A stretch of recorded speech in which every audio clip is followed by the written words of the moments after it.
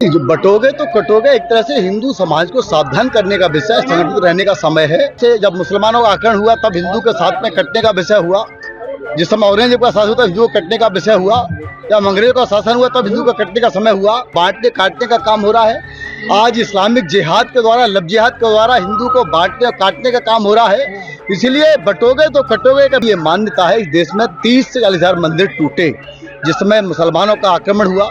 जिस समय उनके बाबर से लेकर औरंगजेब तक ये बड़े पैमाने में मंदिर टूटे और उन मंदिरों पर मस्जिदें, मजारें, मदरसे, ईदगाहें बना दी गई, जामा मस्जिदें तक बना दी गई।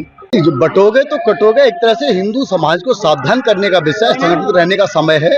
एक लंबे समय से हिंदू समाज के साथ में यही दुर्भाग्य हुआ है कि वह पीढ़ी दर पीढ़ी इस प्रकार से, जब मुसलमानों का आक्रमण हुआ तब हिंदू के साथ में कटने का विषय हुआ।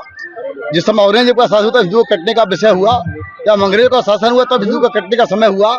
आज धर्मांतरण के रूप में हिंदू का धर्मांतरण करके हिंदू को बांटने काटने का काम हो रहा है। आज इस्लामिक जिहाद के द्वारा, लब जिहाद के द्वारा हिंदू को बांटने और काटने का काम हो रहा है। इसलिए बटोगे तो कटोगे का विषय पर है कि हिंदू सामूहिक रहे, सजग रहे और अपने धर्म का आचरण और पालन करे, अपने संस्कार और मूल्यों पर चले। इसलिए इसकी बहुत अधिक आवश्यकता है। ये सही दिशा है। सर, आज आपने जिक्र किया था अजमेर में ख्वाजा मोइनुद्दीन चिश्ती की दरगाह के नीचे भी मंदिर का दावा कर रहे हैं।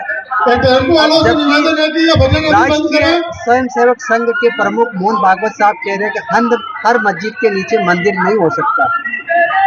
देखिए, किसी विषय को लेकर के, किसी बयान का वो लेकर, आड़ लेकर के कुछ सत्यों को छिपाया नहीं जा सकता है।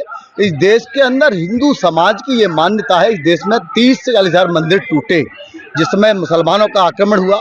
जिस समय उनके बाबर से लेकर औरंगजेब तक ये बड़े पैमाने में मंदिर टूटे और उन मंदिरों पर मस्जिदें, मजारें, मदरसे, ईदगाहें बना दी गई, जामा मस्जिदें तक बना दी गई।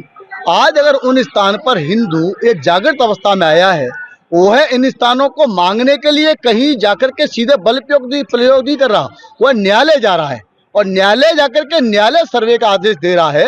तो यह तो एक वो रास्ता है कि स्वतंत्र भारत में भी हिंदू समाज जाकर के न्यायालय का रास्ता अपना रहा है। अगर हिंदू समाज चाहे तो सीधा जा सकता है, सीधे विध्वंस भी कर सकता है, लेकिन हिंदू अपनी सामर्थ्य का, अपनी ताकत का गलत उपयोग नहीं कर रहा, जो कि इस्लामिक जिहादियों ने उस समय बर्बर तरीके से किया। इस देश के अंदर 14 करोड़ मुसलमान और 2-4 करोड़ ईसाई, ये माना जाता है कि ये धर्मांतरित हिंदू है, ये धर्मांतरित हिंदू है, ये माना जाता है। आखिर ये कहां से आए? हिंदू में से बने।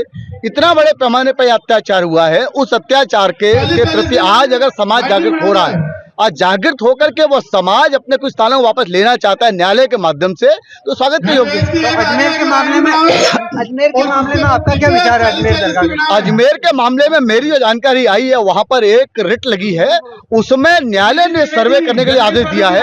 अगर माननीय न्यायालय ने कोई सर्वे का आदेश दिया तो सर्वे हो, उसमें कोई विषय ऐसा है ही नहीं किसी ने रोकने के लिए कहा है। जब सर्वे हुआ, सर्वे का आदेश हुआ है, सर्वे कोर्ट दे रहा है, सर्वे कोर्ट करने की कह रहा है, तो जहां कोर्ट ने सर्वे दिया है वहां पर सर्वे होना चाहिए और वह